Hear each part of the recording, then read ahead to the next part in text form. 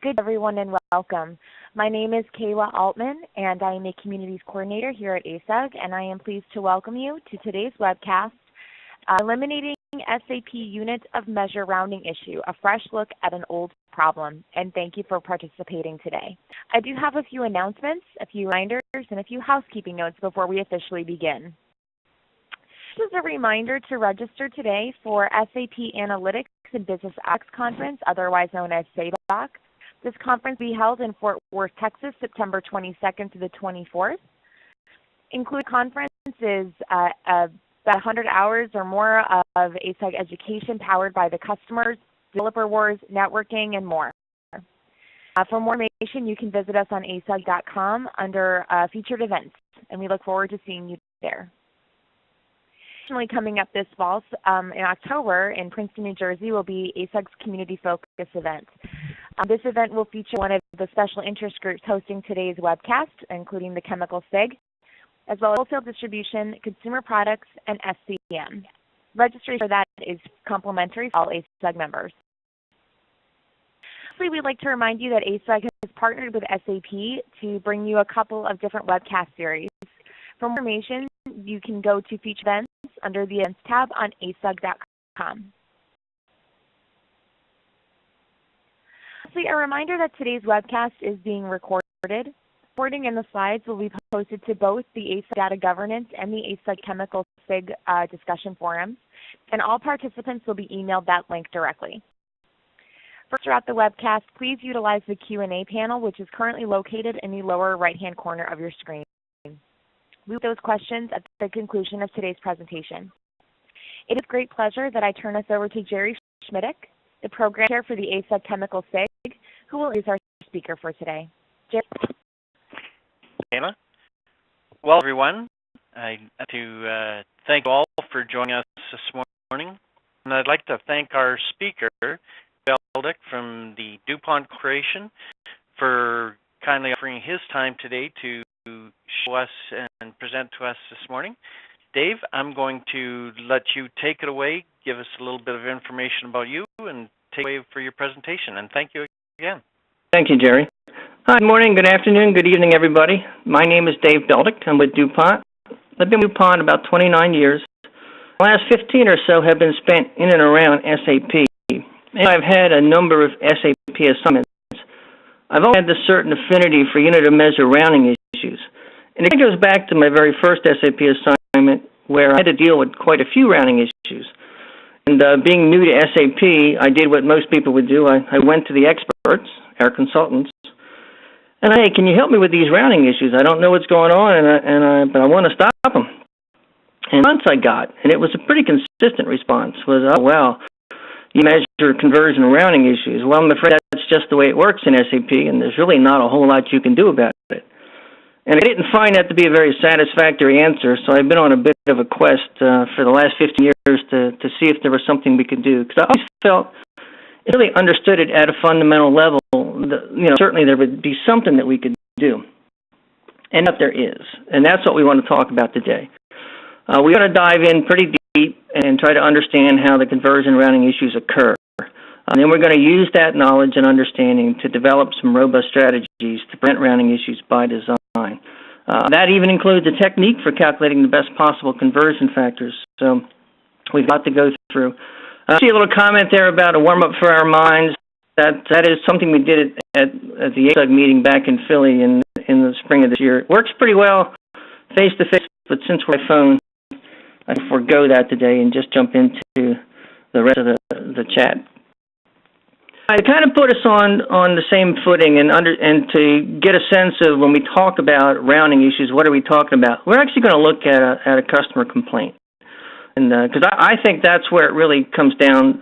It really is the most impactful is when it impacts the customer. So those are the ones we're going to focus on today. Then we'll go back kind of to basics and talk about how conversions work in SAP. I know it's going to be a lot of repeat for folks. We'll go through it pretty quickly, but it is the foundation that we need to lay because we're going to build on that. And then we're going to get into why and how the rounding issues actually occur. For that, we're going to go through a series of scenarios. And each of the scenarios we'll bring in and resolve some rounding complexity, and we'll establish a series of principles and tools that we can use to resolve these rounding issues. And scenarios build on each other, so you'll see it kind of gets multiplicative as we go forward. Here's an example. Here's a customer complaint. This is a real customer complaint.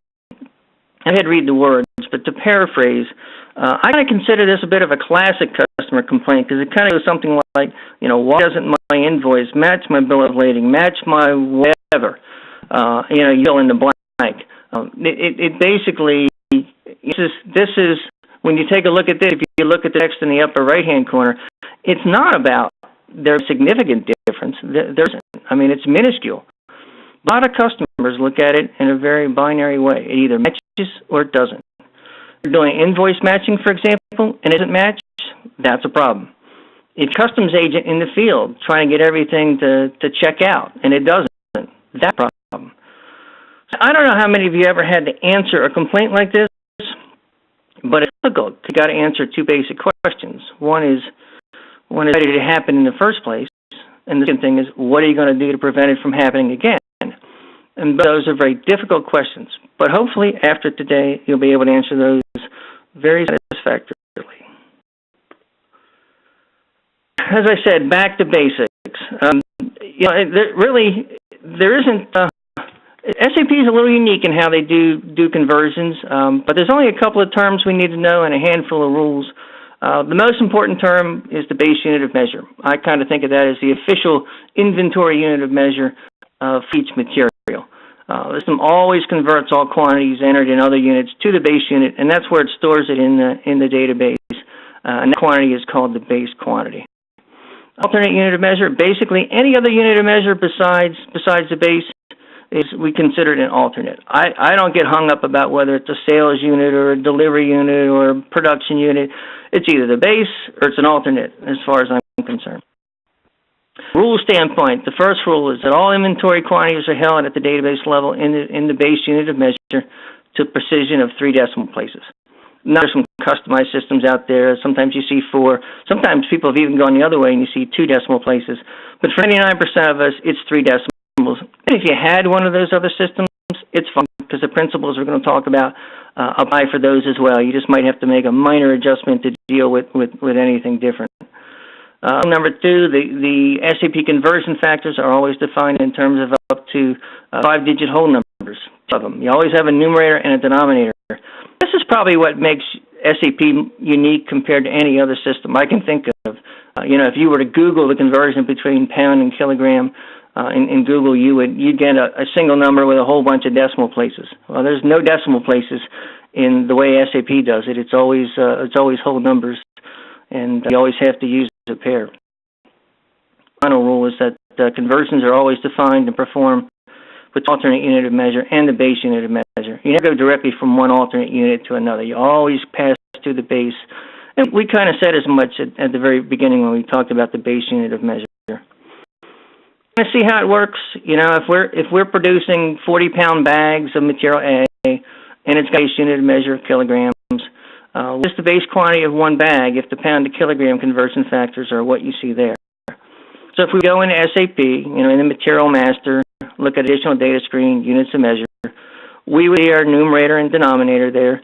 Probably in the reverse order of what you first thought it might want to show up at. It actually shows the denominator first, but those 2 values are there.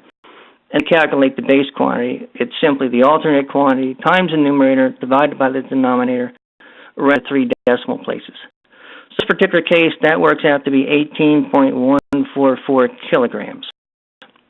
You can also do that in Excel, and we would just use the round function with the syntax that you see below. And I bring up that point because I think unit of measure conversions is one of the few things that you can do in a line system and get it exactly right 100% of the time if you follow the rules 100% of the time.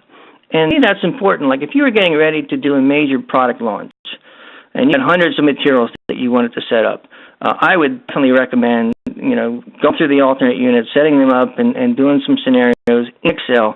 Because it's easy to do in Excel and it's not so easy to do or to correct an error in SAP. Once if you've got an error and you've moved inventory, it's painful to try to fix that. So I definitely encourage folks to check it all out in Excel first. All right, now we actually get into rounding issues. I like to think of it as basically two general ways that they happen. One is what I'll call single item rounding issues, and the second is multi-item rounding issues. Single item rounding issue basically means that if I take a quantity, an alternate unit of measure, and put away an inventory, and later on go back into SAP and say, tell me again what that quantity is, and SAP gives me a different value than the value I put away. Every time you see that, you scratch your head and say, what is going on there? Multi-item rounding issue, let's say I put away an item, and it was fine. It gave me the same value I put away at, so everything looks good. Put away another one, and maybe I put away 5 or 6 of these things. And then suddenly I notice the total quantity in SAP no longer equals the simple sum of the individual items in the alternate unit of measure. And if, the sum I would get if I were to sum it up in Excel, for example. Again, you're back to scratching your head, like, what is going on? So even though these sound like somewhat different phenomenon, the reality is they really have the same underlying root cause, and that root cause is residual error. We're going to talk about that in just a minute. Take a look at what's going on. And, we could have walked through the math and look at equations and all that stuff, but the truth is, if we do it that way, you'll have no better intuitive feel for what's going on than you did before you joined this call. If we look at it graphically, I think you'll see it immediately, and I think you'll be able to predict what's going to happen as well. What we have here is a relative scale of pounds to kilograms. Now remember that kilograms is our base unit of measure, and the spacing is on the conversion factors we looked at early on. Also notice that the tick marks every 0.001 units. So what that means is we already said SAP forces us to do all movements. Everything is held at 3 decimal place accuracy, right? So that means that every allowable answer SAP has to land on a tick mark. No in between the tick mark answers. It's got to land on a tick mark. So we'll get into it. So our first good receipt, we put 30.000 pounds away. Remember that the base unit of measure is kilograms, so SAP is going to try to put it away in kilograms. So if look there and find out that the nearest tick mark, the 40.000 pounds, is at 18.144 kilograms. That's good. That's what we calculated earlier, so good to see that. We introduced that first term, that residual error. I kind of picture it, it's kind of like how far offset are those tick marks, if you will. The bigger the offset, the bigger the residual error, and the larger and more frequent rounding issues you'll ultimately get. So now we go back in SAP and say, now tell me what that quantity was again. The SAP does not care that we put away 40.000 pounds. All SAP cares about is that in inventory, the official number in inventory, the base quantity, is 18.144. And when SAP comes that back to pounds, it's just looking for the nearest tick mark to that 18.144, and you see that occurs at 40.001. So that is the first kind. That's the single item rounding issue. Look at some of these other ticks you go up and down the scale there. You will notice that, and you can do this, you can kind of mentally go through this. You don't need to do any math. You can just kind of look at it and tell. You notice that some of these, when we put it away, it'll round up like we just did. Some will round down and don't round at all. Some will be just the way we put it away. Let's take one of those values that doesn't round at all. It looks like everything's fine. We're going to go down to 39.994 pounds. That equals 18.1441 kilograms. So let's see what happens when we start to put away a couple of batches and see how things behave. Now you notice that there still is some residual error. The tick marks do not align exactly, but it's a much smaller residual error, very, very similar, very, very, very close to zero, but not zero. But let's put away our second item, and when we do that, we get twice the quantity which we expect, but we get twice the residual error. Anybody want to guess what happens when we put away 3? You get 3 times the quantity, but you get 3 times the residual error. I think it takes a lot of imagination to see that if we put away enough items, eventually we're going to accumulate enough residual error that it's a jump up to the tick mark. In a particular case, it happens at batch number 9. That's when the total SAP no longer equals the simple sum of the individual batches. So you see, you're seeing the impact of this residual error. And I'll tell you that the only difference between single item rounding issue and multi-item rounding issue is the size of the residual error. With single item rounding issue, the residual error is so large that it jumps up to the next tick mark with just a single item being put into inventory. With multi-item rounding issue, smaller, so it takes more batches to get there. But ultimately, it gets the same place. Now, thinking, and I hope you're thinking, if residual error is the root cause of these rounding issues, perhaps if I can eliminate residual error, I eliminate these rounding issues. If you're thinking that, you get the gold star because that is exactly right. That is exactly what we're trying to do here. So this document is just about how do we eliminate these residual errors. Or if you like that visual image better, how do we line up those tick marks at a specific value so that we have zero error. So we go back and forth. Because you have a zero error, a billion times 0 is still 0, so you get away from any kind of rounding issues. So let's for just a second and say that this slide and the pictorial slides that led up to this are probably the most important slides in the whole deck. If you get this, then you understand what we're talking about here. And if there was any question about what we talked about, I would go back. I'd encourage you to go back and take a look at it and convince yourself that it all hangs together and makes sense. Because everything else at this point we build based on that. All right. So I'll walk through some basic scenarios. The first scenario is what we call fixed increment products with unrelated units of measure, simple exact conversions, and I'll explain what each of those terms mean in just a minute. Then we'll get into complex conversions, related units of measure, variable size products. All right, fixed increment batches means basically that there's a fixed inventory quantity that repeats in whole number increments in all of the units of measure. So let's take an example from like the beverage industry. So if 6 cans in a pack, you might have 24 cans in a case. That smallest inventory item is a can, and everything else is a whole number multiple of that. Unrelated units of measure means that there's no predefined global relationship in SAP in table T006. In general, it means that they do not share the same dimension. For example, if you look at kilograms and liters, there are 2 different dimensions, mass and volume. And we already know from a physical world, the mass and volume combination gives us a density. And we know different materials have different densities, so of course there's no global standard. Whereas with kilograms and pounds, they're both mass, and there is a global standard. We'll talk about how to deal with the related ones later on, but now we'll stick with the related ones because they're simpler. And they're simpler because we have the degree of freedom to do whatever we need to do at a material by material level. So we've got more freedom. In final term, simple exact conversions, it basically means that it means what it says it means. It means you can kind of readily define the conversions, often just by inspection or just by sliding the decimal place to exact conversions with no residual error.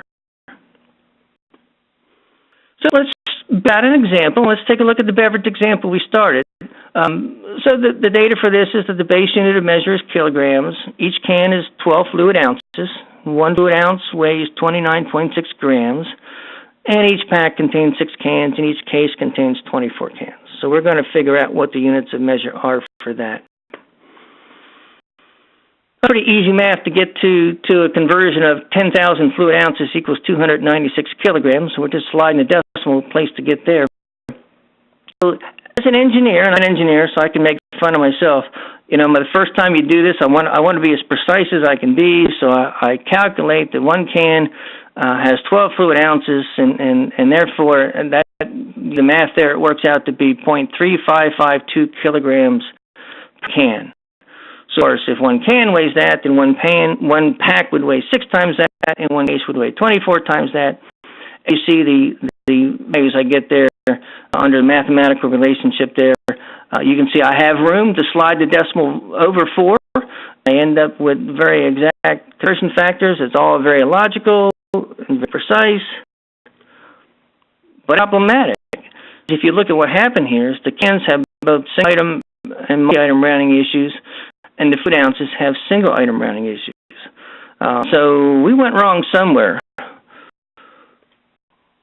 at this point, we introduced our first principle for increment products, define exact conversions for smallest inventory unit, and base all other units to measure on whole number multiples of the base quantity for the smallest inventory unit. I know some of you are probably thinking, oh, wait a second, we did that. Well, we were close to that. Here's what we really want to do when we apply Principle 1.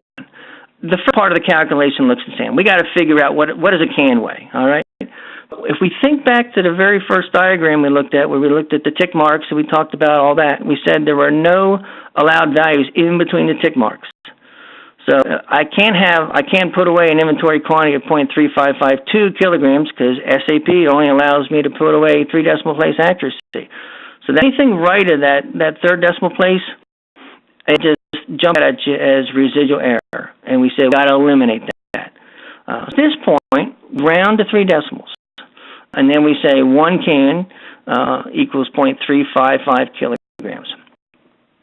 So 6 times that would be what a pack would weigh, and 4 times that is what a case would weigh.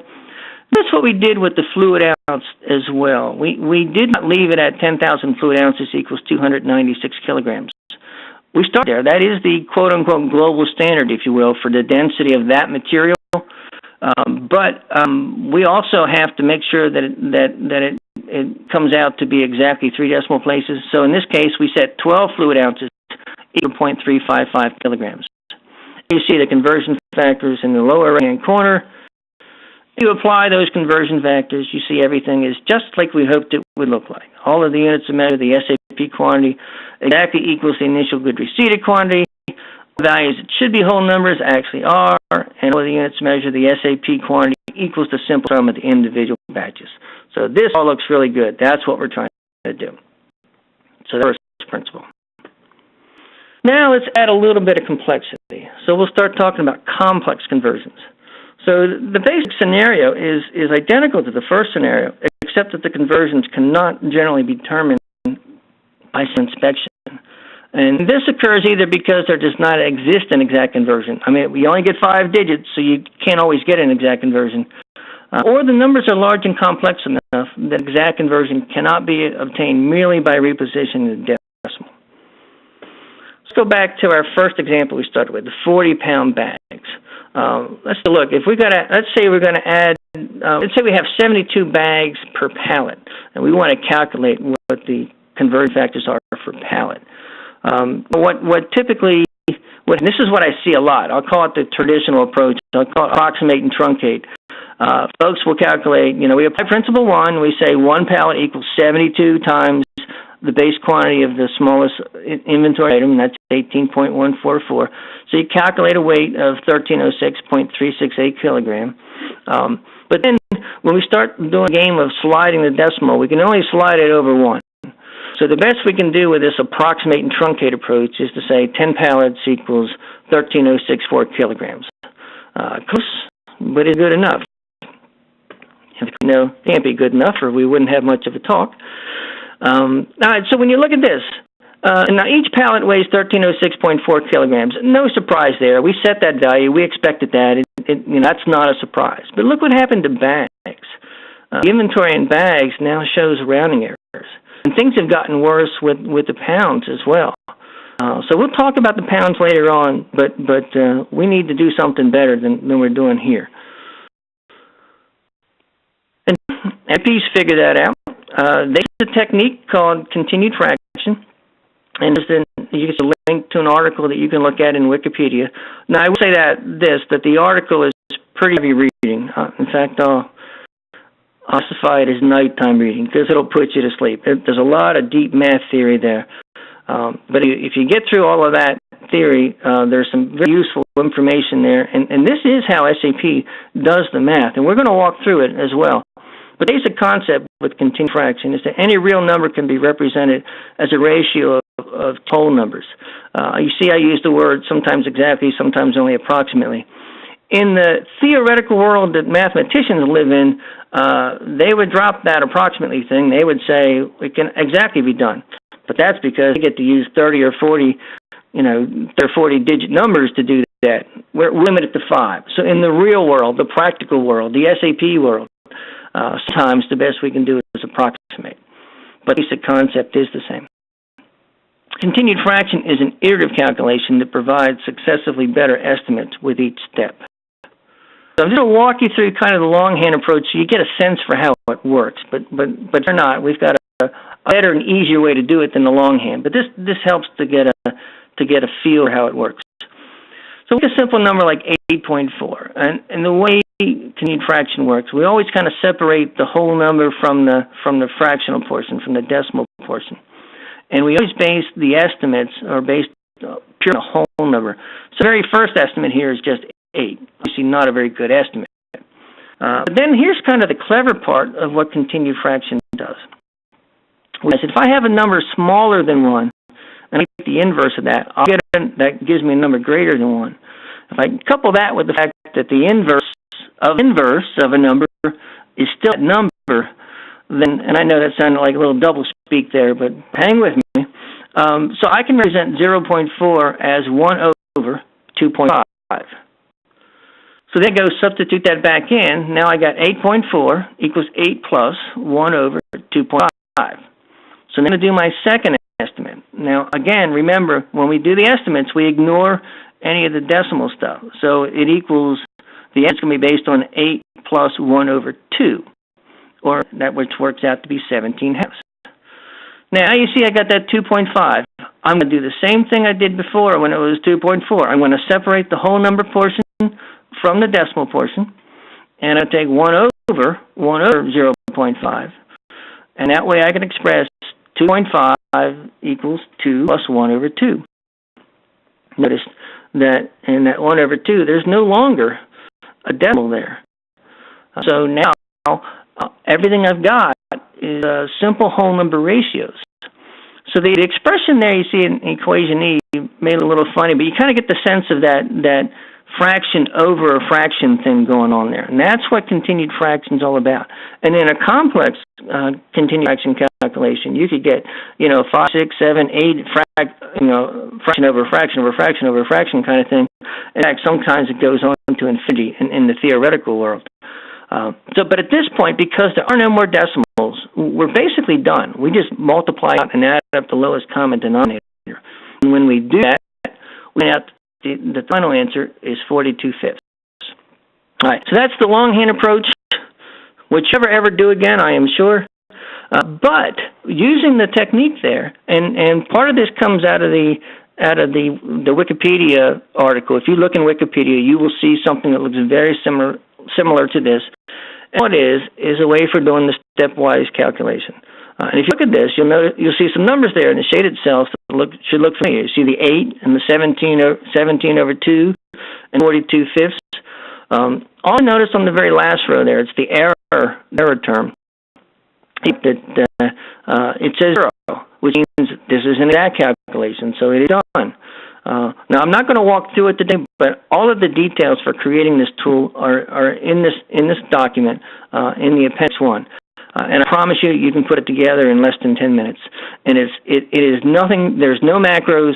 It is simply addition, subtraction, multiplication, and division. That is all it is in here. It's all simple to do. So, but now we've got a tool, something we can use. We have to adopt it a little bit to make it workable for SAP. There's a couple of things we need to do.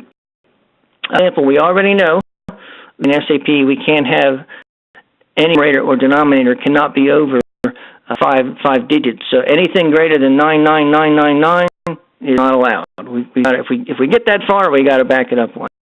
Also, SAP has another constraint that says if the error drops below a value of 2 to minus 31, SAP says, that's close enough to 0, let's just call it 0 and call this calculation complete.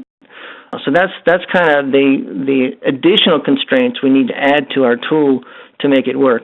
But now, all right, so let's go back to our example. We're going to do the palette example. So take that 1306.368, we drop it into this new tool, and we see that the best possible conversion we can come up with is 2821 over 19. If you took it to step number 6, you'd find that was over 99999, so that's why we had to fall back to 1.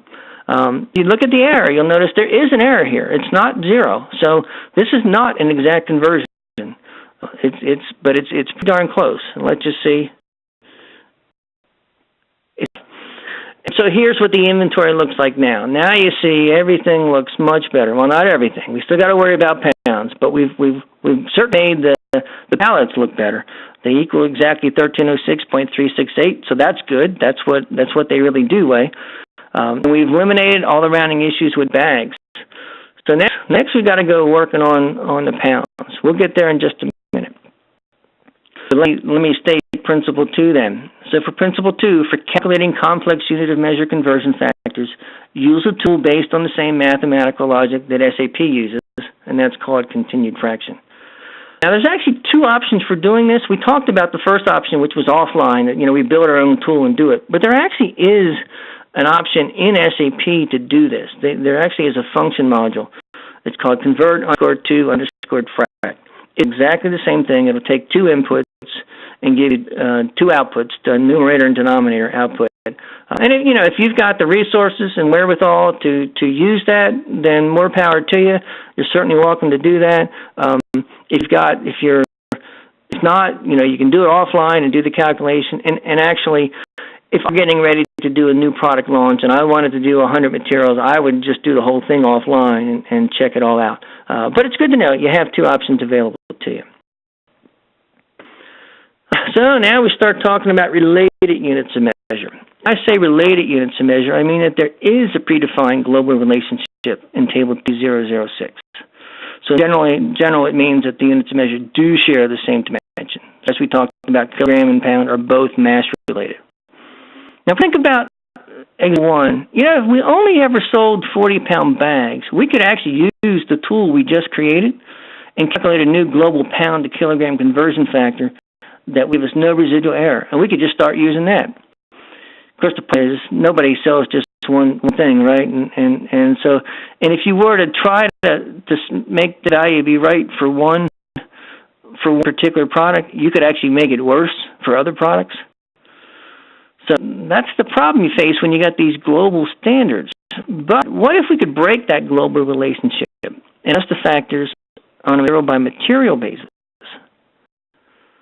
And it's principle 3, which is break the global relationship for the imperial units of measure by redefining them to be non-dimensional.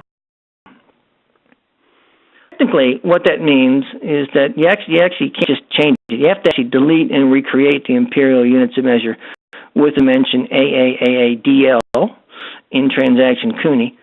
So why do we focus on the imperial units? Well, I could argue that the metric units are inherently more logical. Typically, all you have to do is slide the decimal place. But if you're not swayed by that, I'll let you in on the secret. SAP is swayed by that, and they have established all of their underlying unit of measure relationships based on metric units. So changing those could be very disabling, and it might be totally catastrophic. I have no idea what it would do, and I certainly don't intend to find out, and I wouldn't suggest you try to do it either. I leave metric alone and focus on the imperial. So talk about risk associated with this. Now, if you've got a new implementation, there's a very little risk. You make these changes, and if you don't like what you see, you can always roll it back. It's no big deal.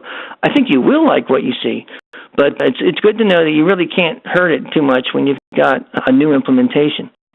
But when you've got a live environment, it's actually risky and difficult, and in some cases not even possible. For example, if you've got imperial base units of measure, you really can't make the change. Imperial alts, the same thing. And any open orders of any kind, whether they're sales, stock transport, purchase, whatever, you really can't. If they're based on imperial units of measure, you can't do it. And if you have open deliveries based on imperial units of measure, you got the same thing going on. You're kind of stuck. So, and then you get into things like, well, if, pricing and batch search strategies and batch determination and shop floor systems and LIMS and so on and so forth. So that said, my recommendation is don't make a change like this in a live environment. But there is another very low-risk way to achieve exactly the same thing. And that goes something like this. Now just kind of abandon the current imperial units of measure. Just stop using them. And then create some new non-dimensional units of measure that you could use to mimic the current imperial units of measure. So, for example, you could create LBS to mimic LB, or you could create YDS to mimic YD. And when you apply principles 1 and 2 that we already talked about, calculate the conversion factors for the newly created non-dimensional units on a material-by-material basis. And then if we have any technical objects that are at work here or any other things or systems we have to worry about, we take care of all that, and we train our users to start using the new values of pounds and kilograms, or pounds and yards, I should say. And then away we go. And we do that. So let's see what happens. So we're going to apply all 3 principles to our 40-pound bag example. So we're going to set 40.000 pounds exactly equal to 18.144 kgs. So we're going to use this tool to calculate a new conversion factor for pound to kilogram. And we've got to take the ratio here is 0.4536, and when we put it into our tool, we find out that the exact conversions we want to use are 1,250 pounds converts to 567 kilograms. And I know that those are exact conversions because if I look at the error term, the error is 0. That means that these are exact conversions. And what that means is if we use these conversions for our 40-pound bag material, we will never get rounding issues with that. That's what exact conversions mean. And there you go. There you see it. When you take a look at the inventory there, this is what we've been trying to achieve. All rounding issues have been resolved. And this is what we want to help. This is really this is the goal, right? To get things that look like this. All right. So that's that, and now we move to our 4th and final scenario, which is variable size products. So using conventional material level units of measure for variable size products can often be very messy and lead to some troubling rounding issues. That very first, the customer complaint we looked at was one such thing. It was like the example we're going to look at here. It was a rolled goods example. And here we're going to walk through an example where we've got a variable length roll produced to the following attributes. So the base unit of measure is kilograms. 1 batch equals 1 roll. The nominal width is 60 inches. The nominal length is 6,600 yards. The nominal weight is 4,200 kilograms. The length varies, but we move to the nearest 1 yard. The weight varies, and we can measure it to the nearest 2 of a pound. And of course, we don't want this to be too easy, so we set in every unit we can think of. So we got all the areas and weights and length that in both imperial and metric there. So if we applied principles 1, 2, and 3 for these here, we get the units of measure in figure 2. Took those values and applied it to real-world inventory, we get something like this. You can see there's actually a lot of rounding issues with this inventory. For example, physically we know each batch should be a roll, and it's not. 8 of the 10 batches have an inventory quantity in pound that is different than the goods receipted quantity. And for 5 of the 6 alternate units of measure, the SAP total does not equal the simple sum of the batches. So if we've got a situation like this, it's not good enough to do it at a material level. You got to go deeper. So you got to go to a lower level, and of course, you talk lower than material, you typically talk batch. So in this case, for units of measure, for variable size products, we establish batch-specific units of measure. Now, the configuration and setup for specific units of measure is fairly involved. In fact, if we had the time, we could easily spend an hour just talking about that. We don't, so we're just going to touch it a little bit today. But this is a very helpful document that will help guide you through how to do that. But the thing with batch-specific units of measure is you have to deal with the scenario where you if you haven't actually produced something yet, you got to have planned values. And then once you produce something, then you'll have actual values. So the planned values, they get used until a batch-specific value is known. And they're assigned to material using product units, and you can find those at, you go to Material Master, Additional Data, Units of Measure, Proportion/Product Unit. And they can be defined either in terms of alt units per base or base units per alt, and I'll show you what I mean in just a second. And then that'll trigger automatic generation of material level conversion factors. Now, SAP is expecting these conversion factors to be exact, so you got to put in ratios that will come out with exact conversions. But then SAP actually does the math for you at that point. This is kind of how it looks. This is what the planned values would look like. We create the characteristics and all that stuff, and you see the planned value, the third column over. That's what we input, and the values down below is what SAP automatically generated from those inputs. So you didn't have to populate any of that stuff you see in the bottom of the screen there. That was done by SAP. We just had to do the upper half. Now you see in the comment there that the red circle there, base per alt, so kilograms per roll. Everything else was alternate units per base unit. But so you have both options. You can do it either way. The planned value. Now for the batch specific values, like you might expect, anything batch related shows up in batch classification, but those get used anytime instead of planned value whenever they exist. So if the values are populated in the batch, they get used. And we don't have to decide that. SAP is smart enough to figure that out, so if it sees a value there, it will go ahead and use it instead. And the nice thing about that is, you see the numbers there. They look long and complex. We have to have operators punching calculators on the shop floor. You can use object dependencies to do all these calculations. So they can input a length and they can input a weight, and then use object dependencies to calculate something like any of these here, actually, the yards per kilograms, for example. Now, notice you use an awful lot of decimals there. I totally recommend that you use as many as SAP will let you. I think you've got like 13 or 14 you can use, and that is to avoid errors. If you've got full decimals, basically, I've never run into an error that occurs with these values if you've got enough decimal places. But if you try to truncate, if you try to go to a small number of decimal places, sometimes SAP will say, sorry, the conversion is just not good enough, and therefore it won't allow it to happen. So my advice there is just use as many decimals as you can get away with. Do all that. We do all those things. We apply all four principles together, and now we use it with the fourth one being the batch-specific units of measure. And now we see that each batch is exactly 1.00 rolls, even though they're all different weights and lengths and areas. All of the measured quantities appear in inventory exactly as they were measured. So you see pound to the nearest 0.2 of a pound, yard to the nearest whole yard, and the SAP totals equal the simple sum of all batches for all of the units measured. Simply put, we fixed them all. All the unit measuring issues have been eliminated.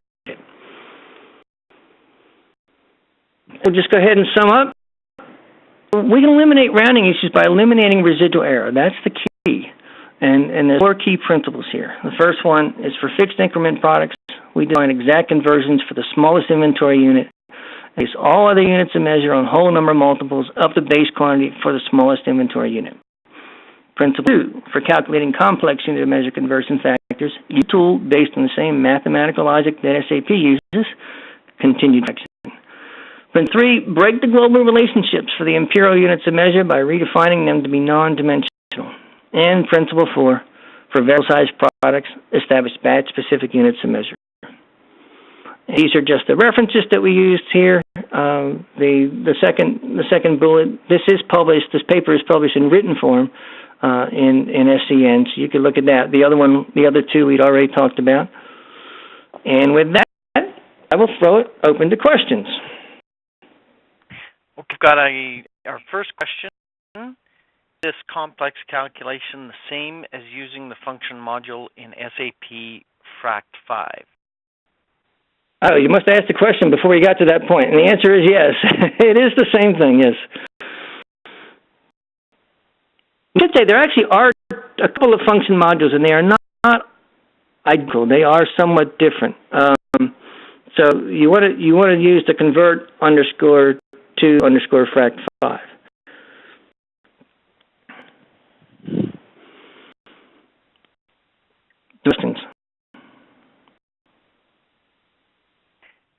Okay, one more question. Go ahead, Kayla. Sorry, Jay. We had a couple questions come in partly through the chat. The first is, does base UOM need to be small units? In this case, pounds should be BUOM instead of G. Okay, so you can do that. And so it's often been put as a fix, if you will. What I'll say is this: that all right, let me back up a little bit so everybody knows what we're talking about. So what typically people tell you to do is pick the smallest unit for the base unit of measure. So if your choice were between pounds and kilograms, if you go back to the picture we had, we have a lot more tick marks between the pounds than we do between kilograms there. So it would say go ahead and pick the pounds because it's a smaller unit. And that does actually eliminate the single item rounding issues. So it does do that. If you do that, you'll always get the same value as an output that you put in as an input. But that's only half of the story because you still get it. That residual error, it's still there. It still accumulates, and we start to sum up, multiple items. You still get into rounding issues. So the answer is it's not a silver bullet. You're right. It does help. It won't fix it from. It will eliminate one type of rounding error, but it does not eliminate all rounding errors. Okay. One more come in privately, and that was, can you talk about the best way to align the outline agreements with the conversion factors? To outline agreements. I'm not sure I know how to answer that one. Okay. Yeah. Susan, if you're still on the line, would you mind sending some follow-up context to us via the chat box? Anytime we can continue with additional questions. Gary, would you like to take those, or would you like me to ask them? I can jump in. The next one we have here is, how do we get to convert_fact5? What is the T code? I want to say SE37. That's myself, so I'm not 100% sure off the top of my head, but I think it's SE37. But if someone else on the line could confirm it as well. It's how you would call any function module. Okay, I don't have anything else here.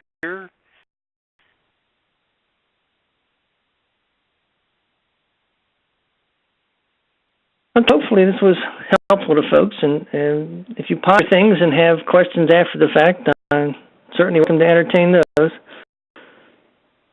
Okay, a few more still coming in if you have a few more moments. The first is, since SAP stores to 3 decimals and find the LB to KG conversion at more decimals, does this cause issues in itself? No, because we didn't actually. I've gotten this question before too. We didn't actually define it to decimals. We define it's still it's still whole numbers, 5-digit numerator and denominator. The ratio does give you more decimals. The point is, what we're trying to do is come up with a scenario where at any given weight, we can align. We can find a way to align the tick marks, if you will, so that they line up. And that's really what you're trying to do. When you try to play the game of I'm going to align things up, that by changing the, I've seen the conversion of to simplify the pound to kilogram thing is, 454 kilograms equal 1,000 pounds. Well, that works great if you always have things like pound increments. But especially like when you get into roll goods and stuff like that, whole pound increments are just purely coincidental. And so as soon as you deviate from whole pound increments, then suddenly even that ratio doesn't work. So I've never found a good way to set a global value that fixes all of those ills. You must really have to do it at a material by material basis. And again, I think back to the picture, I can take any one of those two tick marks and line them up and say I'm gonna make those two, the input and the output of those be identical, and then that's my basis for doing the math. That made sense. Okay. Do you use rules for delivery units to help round? The same basic approach here. You know, once you understand how SAP does the math, then you can you can do math in a similar way to achieve, kind of apply these principles and do the same thing. Now, do so much. So if the alternate units that are defined in the material master, they're ultimately going to dictate what you can and cannot do. So you want to make sure you get those right. And then, this is this kind of thing. When you get into batch search strategies too, and batch determination and whatnot, basic principles can come into play. Have specific rules just for that. You kind of got to apply the principles.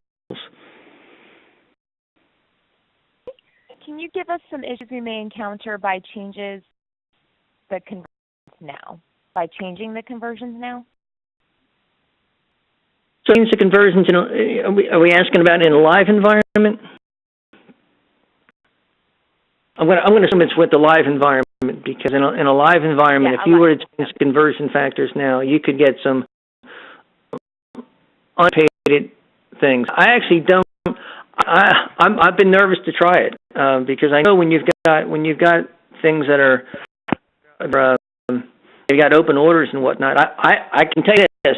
I experienced things before where we made changes to units of measure and then tried to receive a delivery, and SAP didn't stop us from changing it. But when the delivery came in, it had no idea how to receive it. So we had to go undo a bunch of stuff to try to make it happen. It's that kind of thing that can happen. And remember, in SAP, a lot of times that you created something with reference. If you created an order with reference to another order, it's going to copy the master data from that earlier order and stuff. And it's pretty easy to get things out of sync with situations like that. This is the same kind of thing where you can get kind of out of sync. To be honest with you, I can't. I would shy away from it. I'm very leery of doing that. In today's world of computers, why would SAP continue to limit us to 5-digit numbers and 3 decimal places? Yeah, well, I think it's more of a question for SAP than it is for me. But it does. I know it. The answer I've always heard is it does come down to processing speed and also database limitations and whatnot. But even if they say we're going to go to 6 decimal places, the problem doesn't go away. It reduces in frequency, but always, at some point you always bump up against a threshold where it calls things to show up. So I won't try to answer for SAP, but I can tell you I don't. You could change where it happens and perhaps even how frequently it happens, but ultimately I don't think you make it go away unless you completely rethink the strategy for doing units of measure.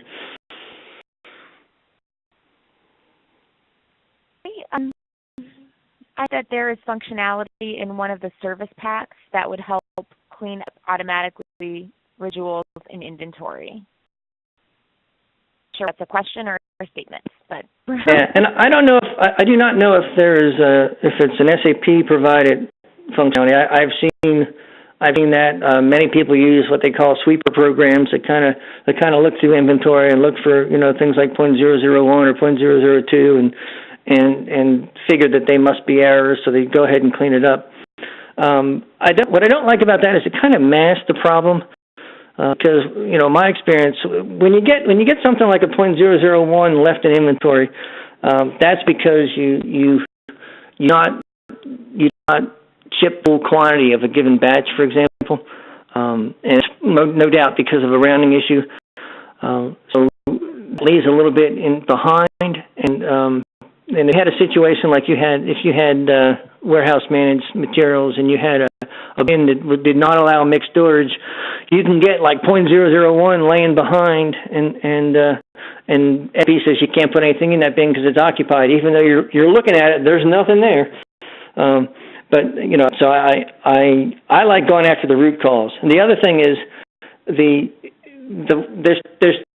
when it comes to one side of zero or the other. So in this case, if you put less than a batch, you get a little residual left behind. If you try to pull away more than a batch, then it's going to give you error. And so the users are dealing with these errors. I would say if you've got 100, just the math being what it is and probability being what it is, if you get 100 of these, what I call decimal dust, 100 batches of these 0.001 units hanging around, it probably means somewhere along the line users encountered 100 errors, because the flip side of that is that it tried to calculate it, round it up instead of round it down. And so I think anytime you're trying to do an after the fact cleanup, you're missing the boat a little bit.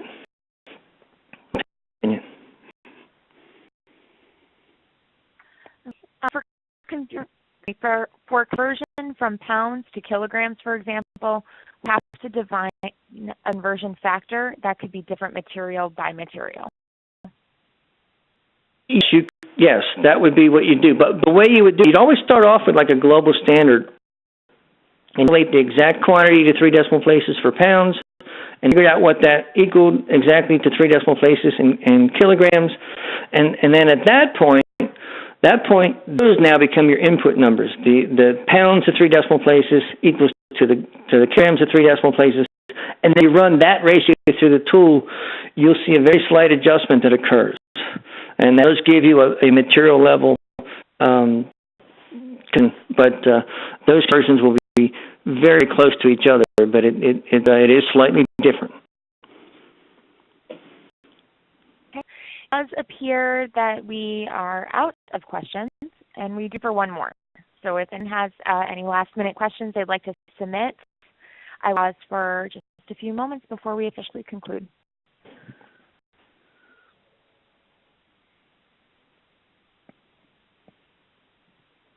Okay, no more questions, and that will conclude today's webcast presentation.